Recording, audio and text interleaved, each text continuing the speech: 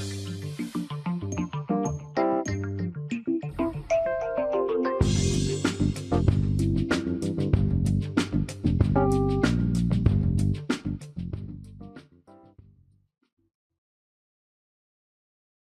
everyone, this is GM Josh Friedel.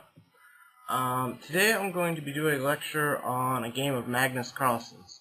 It had recently been pointed out to us that of all the videos there are on Chess.com, somehow there was none of the, specifically about the #1 player in the world, which does seem a little strange. So I'm gonna try to remedy this today. Magnus Carlsen, very young, of course, very, very strong player, and he's actually made it to #1 in the world, crossing 28-10, a feat very, very few have accomplished. So there are many types of games I could show. He has many great wins. I chose a game against Kramnik from the recent Chess Classic. I chose this game for a few reasons. It's it's a very interesting game. It's not, boring or anything. It's not overly flashy. Like a lot of games, like best games, you think, oh, very flashy, very like a bunch of stunning sacrifices. This game doesn't exactly have that. But what it does have is him playing against Kramnik, who, arguably one of the hardest players in the world to beat, if not the hardest. And he almost makes it look easy.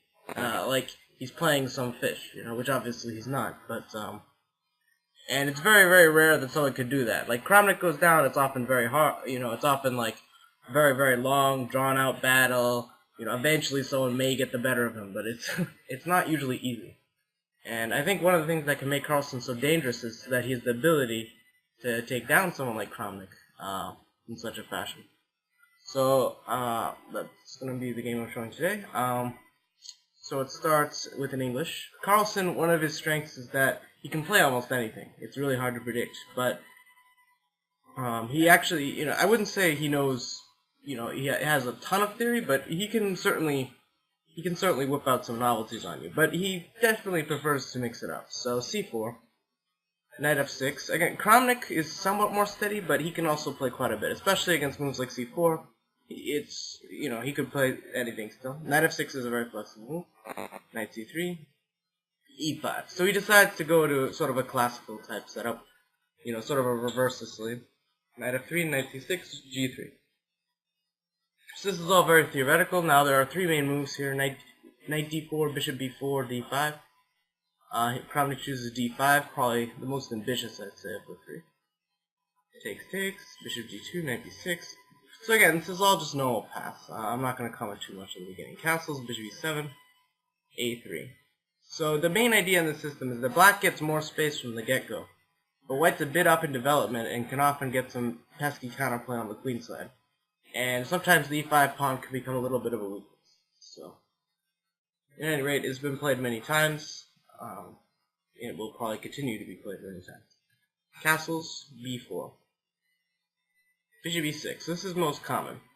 So trying to take the e-pawn doesn't really work out so well, due to the fact that after knight d4, you can't really take it because bishop b3, and you have slight problems with your queen. Losing a rook, etc. We hope you enjoyed this video demo from Chess.com.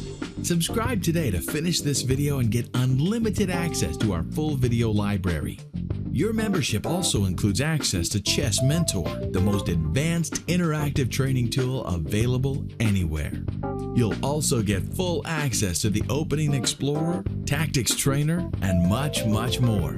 So sign up today and get serious about improving your game.